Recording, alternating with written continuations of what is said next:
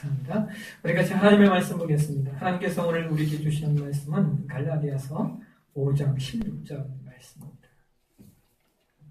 갈라디아서 5장 16절 말씀 우리 함께 한 목소리로 봉독해 올리겠습니다. 봉독하겠습니다.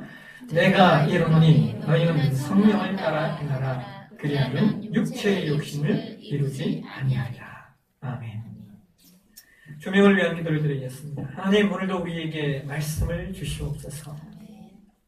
주의 말씀이 우리 가운데 선포되고 증거되어질 때 하나님 이 말씀을 하나님의 말씀으로 받게 하시고 이 말씀을 통하여 우리를 교훈하시고 새롭게 하시는 하나님의 뜻이 하늘에서 이루어진 것처럼 오늘 우리에게 이루어지게 은혜 베풀어 주옵소서.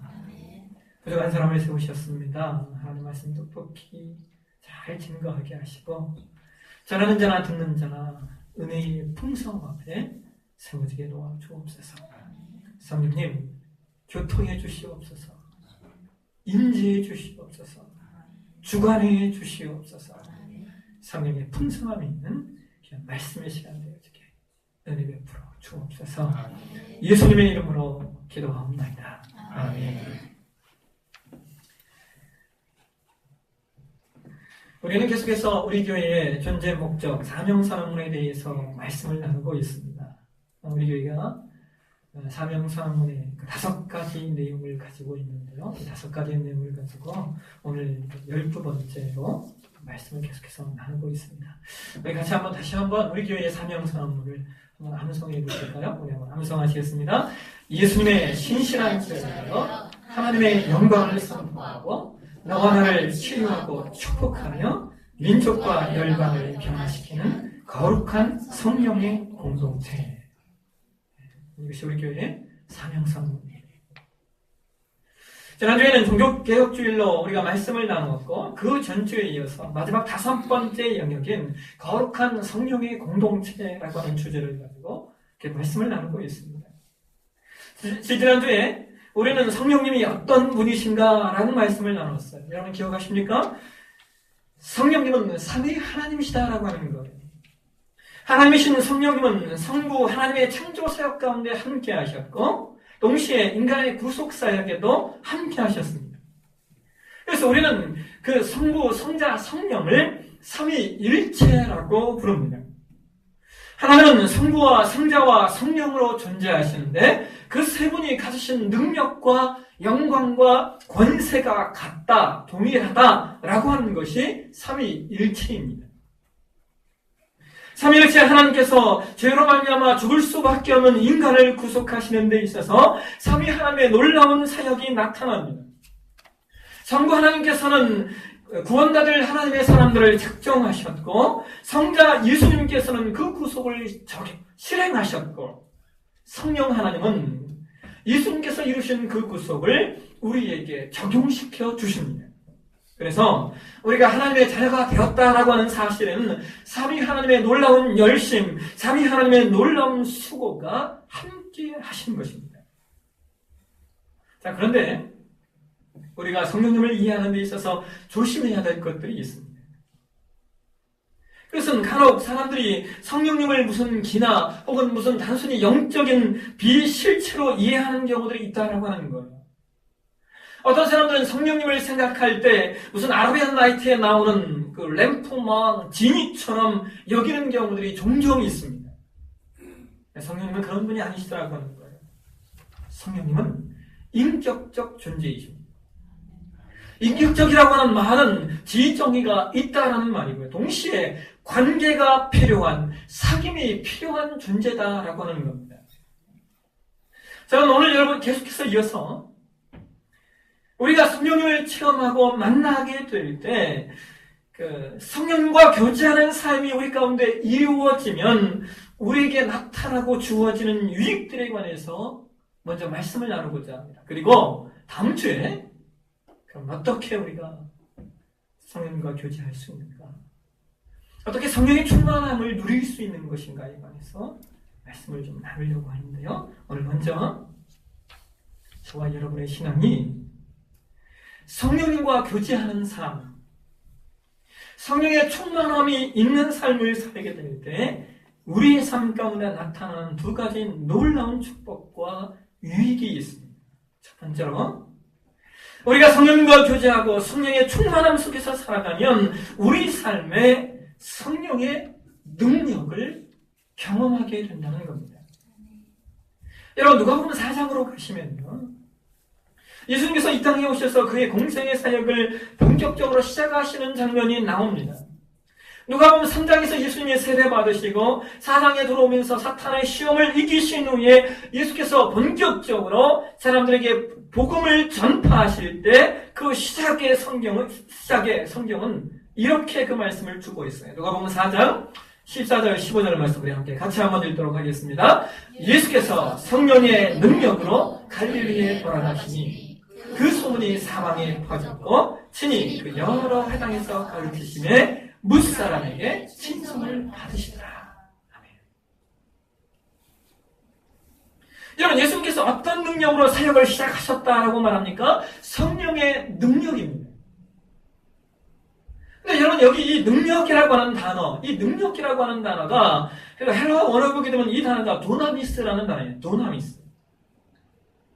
근데 여러분 이 도나미스라고 하는 단어에서 파생된 영어 단어가 그 다이너마이트입니다. 다이너마이트. 여러분 다이너마이트가 뭔지 아시죠? 다시 말하면 성령님은 도나미스이신데 뭐와 같다라고 하는 거예요? 다이너마이트와 같다라고 하는 거예요. 성령은 능력이 있으신데 어떤 능력이냐? 다이너마이트처럼 폭발적인 힘을 가지신 능력이다라고 하는 사실입니다. 저는 금요일에 이경수 대표님이 참 재밌게 강의를 하셨어요.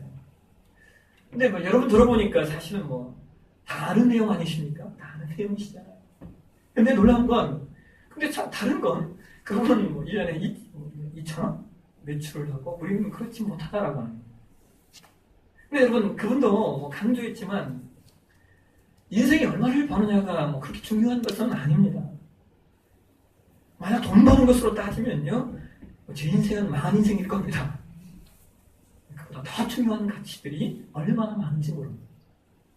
그러나 그분이 하고 싶었던 말은 많은 분들이 하나님을 좀 의지하면서 조금만 더 고민하고 조금만 더 연구하고 조금만 더 열심히 살면 선한 열매들을 거둘 수 있다. 이것을 얘기하고 싶었던 겁니다. 근데 여러분 그날 그분이 좀 일찍 오셔서 저하고 한 30분 정도를 먼저 대화를 했어요. 이분이 얼마나 말하는 걸 좋아하시는지요? 30분 얘기하는데 제가 한 2마디 했나요? 목사도 말 잘하는데 이분은 30분 쫙 얘기하죠. 네, 듣고 있습니다. 근데 사실 30분 동안 그날 2시간 강의했던 내용 다 저한테 먼저 다 얘기하는 거예요. 근데 여러분 제가 그 얘기를 먼저 듣고 나중에 강의 듣고 이렇게 들은 다음에 이분이 강의하시면서 하지 않았던 말이 하나 있어요. 그게 뭐냐면 그런 얘기 있잖아요. 8평에서 80평으로 가면서 망했다고. 근데 이분이 무슨 얘기를 하느냐면요. 그 망한 다음에 그 망한 다음 5에서 6개월, 6에서 7개월 그 시간에 대해서 이분이 조금 더 나눠주셨어야 되는데 그 얘기를 별로 안 했어요. 그분이 저하고 얘기하면서 이런 얘기를 했습니다. 이분이 망하고 나서 5, 6개월, 6, 7개월을 아무것도 할 수 있는 일이 없었대요. 그렇겠죠. 망했는데 뭐 할 일이 있겠습니까? 그래서 그 후에 한 일이 뭐냐면 할 일 없으니까 기도원에 들어가서 기도한 거예요. 하나님 왜 이 모양이 되었습니까? 내가 그래도 하나님의 사람인데 왜 내 사업이 망해야 됩니까? 근데 기도하는데 하나님께서 자꾸 자신을 회개시키더라는 거예요. 그러면서 지난 시간들을 철저히 돌아보게 되셨대요. 여러분 무슨 만남이 있었어요? 여러분 그 6개월, 7개월 동안 하나님을 깊이 만난 거예요. 다시. 그 6개월, 7개월의 시간 동안 다시 다시 말하면 그분이 성령님과의 관계를 쌓아가고 인격이신 성령님과 교제한 거예요. 여러분 이 상황을 이해하시겠습니까? 그 시간이 딱 지나니까 전화 한 통화가 걸려왔고 8평을 시작으로 해서 몇 달 만에 30개의 지점이 늘어나고 1년 만에 70개의 프랜차이즈가 만들어졌다는 거예요.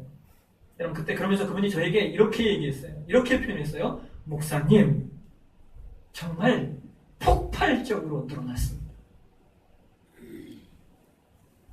자기 힘으로 그렇게 애쓰고 별별 머리를 다 굴려보아도 안 되던 것이 성령님과 교제하니까 성령님과 관계를 쌓고 성령님께 자기 자신을 내려놓으니까 그 능력이신 성령님께서 일하시는데 뭐와 같이 일하시는 거예요? 다이너마이트와 같이 폭발적으로 일하시는 겁니다. 여러분 예수님의 12제자를 기억하십니까? 그들이 처음 예수님을 따랐을 때는 자신의 모든 재산과 삶의 터전을 버릴 수 있을 만큼 그 동기가 강력했어요. 어떤 동기였습니까? 이분을 따르면은 한몫할 수 있겠구나. 이분 따르면 나중에 한 자리 할 수 있겠구나 라는 동기였어요. 그런데 그분이 잡히시고 십자가에서 비참하게 죽어가는 거예요. 마지막에 좀 뭔가 좀 할 줄 알았는데 기대했던 어떤 일도 일어나지 않고 나약하고 무능력하게 죽어갑니다. 제자들이 어떻게 합니까? 성경이 이렇게 말하고 있어요. 그들이 모두 다 도망하였더라. 3일 후에 예수님 부활하셨어요.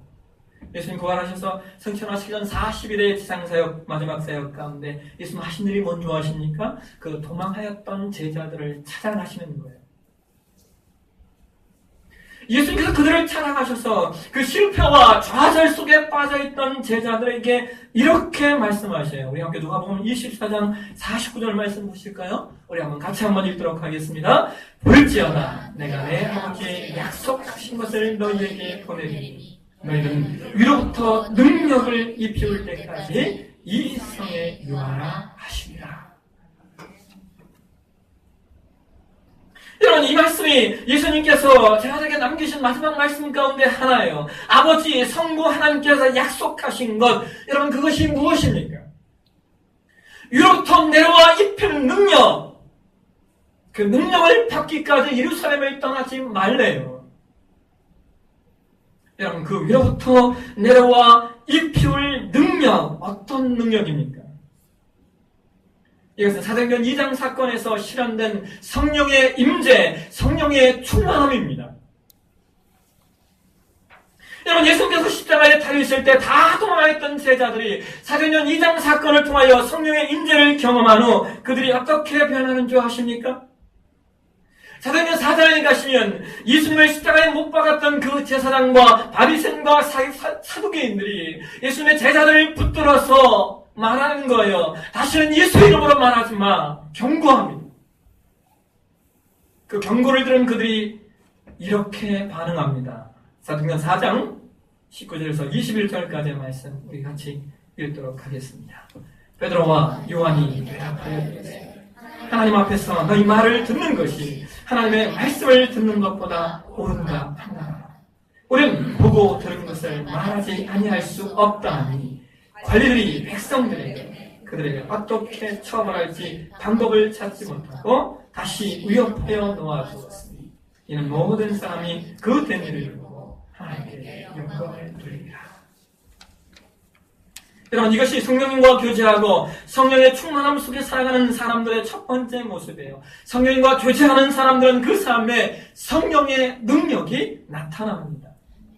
두 번째로 우리가 성령님과 교제하고 성령의 충만함 속에 살아가면 우리 삶에 어떤 일들이 일어나는가? 그것은 바로 그 내면적인 요소들, 즉 우리의 인격과 성품이 성화되고 변화되는 역사가 일어납니다. 우리 교회가 교회학교 아이들 교육으로 세 가지 목표를 가지고 있어요. 하나는 교리 교육이에요. 여러분 이 시대는 교리 교육이 정말 중요한 시대예요. 왜냐하면 지금만큼 세계관이 혼란스러운 시대가 또 없기 때문입니다. 여러분 유럽에서 가장 그 동성애가 창궐하는 나라 가운데 하나가 네덜란드예요. 근데 여러분, 네덜란드라고 하는 나라는 아브라함 카이퍼라고 하는 목사님이 그 나라의 총리로 있었던 나라입니다. 목사가 총리였던 나라, 그 나라가 왜 이렇게 되었을까? 여러분, 이유가 뭔지 아십니까?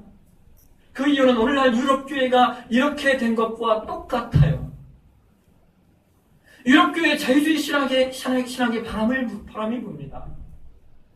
자유주의 신학의 바람이 불면서 교회들이 무엇을 잃어버리냐면 기독교 교리를 잃어버려요. 그래서 아이들에게, 후손들에게 교리를 가르치지 않습니다.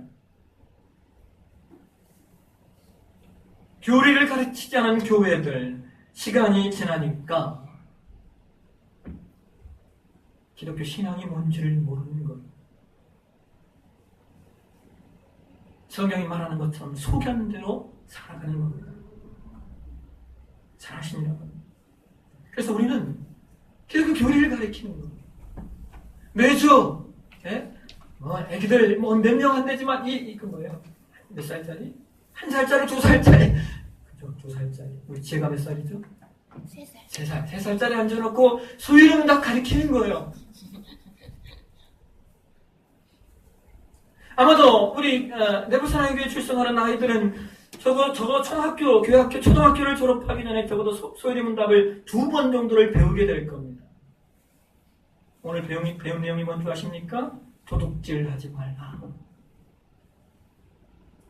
소이름답 73분이었어요. 그 다음에 우리가 교회학교 아이들 교육으로 또 하나 붙잡은 것이 언어교육이에요. 언어교육. 우리가 언어교육은 할 수 있는 대로 지금 하고 있지만, 준비하고, 제가 하고자 하는 꿈이 있어요. 나중에 우리 아이들을 위해서 해외에 언어 선교센터를 하나 세우는 게 꿈이에요. 그래서 아이들 그곳에 보내서 공부시키고. 여러분, 이 한국 사람들이 얼마나 어렵습니까? 애들 교육 시키려면 한번 유학 또는 언어 연수 보내려면 돈이 얼마나 들어요. 그것들을 좀 만들어가는 게 제 꿈 중에 하나예요. 그러나 그것은 인프라가 필요합니다. 시간이 필요한 일들이죠. 그리고 또 하나 붙잡은 것이 뭐냐면 성품 교육이에요. 그래서 우리는 이 3가지 교육을 교회학교 교육의 핵심으로 두고 있어요. 여러분, 이 성품이라고 하는 단어가 영어로 캐릭터인데요. 우리는 캐릭터 그러면은 그 사람의 특성 혹은 튀는 성향 이런 쪽으로 이해를 하는데, 여러분, 이 캐릭터라고 하는 말이 헬라어 단어의 뜻이 뭐냐면은 깎아내다, 자르다, 색이다라는 의미입니다. 즉 좋은 성품, 아름다운 성품을 만들어내기 위해서는 모든 것을 깎아내야 돼요. 좋은 성품에 저해된 나쁜 것들을 잘라내야 되며, 동시에 인생의 가장 중요한 원리들을 그 몸에 새기는 것, 그것이 성품, 캐릭터입니다. 여러분, 세상을 어떤 사람들이 바꿔가는 줄 아십니까? 세계사에 획을 긋고 세상을 바꿔갔던 사람들은 딱 2 종류예요. 하나는 성품이 아주 나쁜 사람, 상처로 인하여 무서운 분노를 가지고 성장한 사람들이 세상을 바꿉니다. 나쁘게 바꾸는 거죠. 무섭게 바꿔가는 거예요. 반면에 세상을 바꾸는 또 한 종류의 사람은 아주 성품이 좋은 사람입니다. 세계사에 영향력을 끼친 사람들 찾아보십시오. 선한 영향력, 악한 영향력 드러납니다. 성품이 좋았느냐, 성품이 나빴느냐의 문제입니다. 여러분, 놀랍게도 이 사람에게 형성된 성품은 쉽게 바뀌지를 않아요. 왜냐하면 성품이라고 하는 것은 이미 엄마 뱃속에서부터 시작되어서 태어나서 자라는 모든 과정 속에서 형성되는 것이 성품이기 때문입니다. 성품을 바꿔가는 것이 얼마나 어려운지 모릅니다. 왜 그렇습니까? 하루아침에 만들어진 것이 아니기 때문입니다. 어쩌면 인간의 힘으로, 사람의 능력으로는 바꿀 수 없는 것이 성품인지 몰라요. 그러나 단 한 가지 방법이 있어요. 그것은 내가 하면 안 되지만 하나님께서 하시면 됩니다. 왜요? 하나님 우리를 만드신 분이니까. 성경 갈라디아서 5장 22절과 23절에 이렇게 말하고 있어요. 우리 한번 보실까요? 같이 한번 읽겠습니다. 오직 성령의 열매는 사랑과 평안과 화평과 오래 참과 자비와 양성과 충성과 온유와 절제니 이 같은 것을 금지할 법이 없느니라. 여러분 보세요. 성령의 열매, 성령의 9가지 열매, 이 9가지 열매는 모두 다 성품에 관한 것 아닙니까?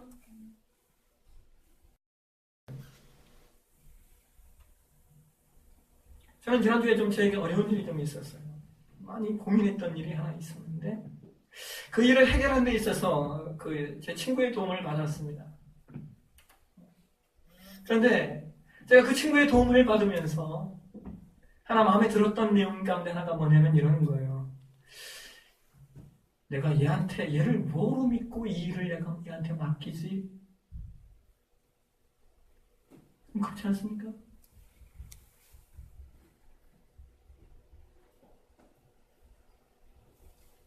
그래서 제가 든 마음이 뭔지 아십니까? 참 그 친구는 행복하겠다라는 생각이 있어요. 왜요? 제가 그 친구의 성품을 아니까. 그는 적어도 저를 속일 사람이 아니다라고 하는 사실을 아니까. 여러분, 그런 인생을 산다라고 하면 그것이 얼마나 큰 축복입니까? 오늘 저와 여러분이 봉독한 갈라디아서 5장 16절에 성경은 이렇게 말하고 있어요. 내가 이르노니 너희는 성령을 따라 행하라.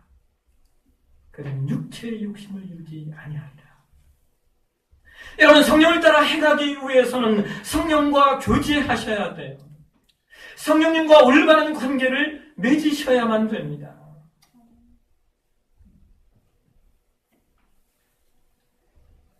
동양인이면서 시각장애인으로 핸디캡을 입고 미국의 백악관 정책차관보를 지낸 강영우 박사님이 계셔요. 예전에 우리 교회 전도지에도 그분에 관한 이야기를 전도 내용으로 실어서 만들었었는데 이분이 2012년 2월에 췌장암으로 하나님께 소천받으셨습니다.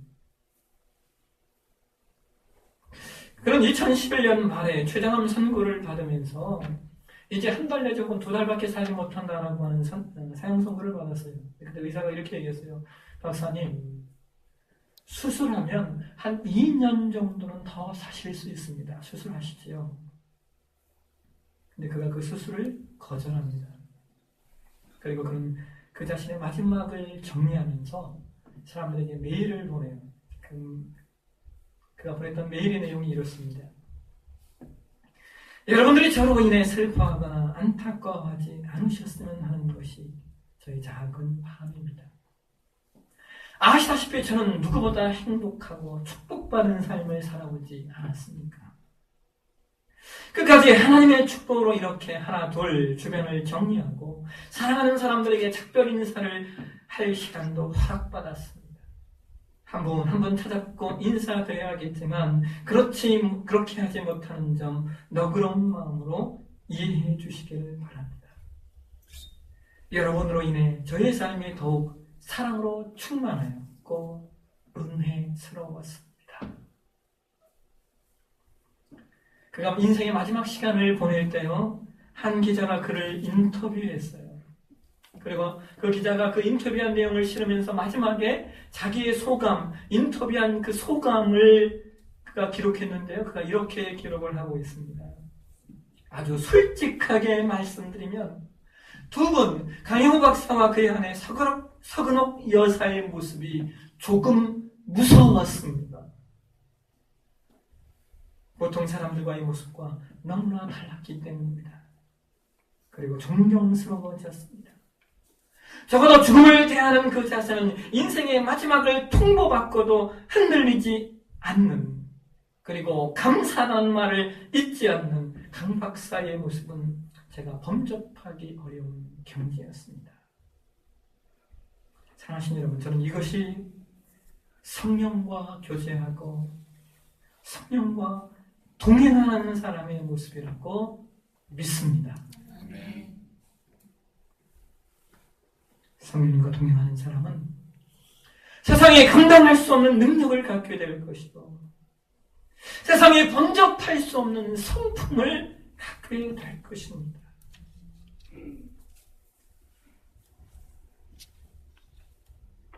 지난 주간 저는 저 자신을 돌아봤습니다. 여러분 아시잖아요? 사람이 어려운 일을 당하면 그의 성품이 드러나요. 그 태도가 드러납니다. 저 자신을 돌아보면서 마음 한쪽이 시렸어요. 그 어려운 상황 가운데 내가 어떻게 반응했고 어떻게 태도했는가를 보면서 말이죠. 제 안에 들었던 마음이 그거예요. 내가 성령과 교제함을 놓치고 있구나.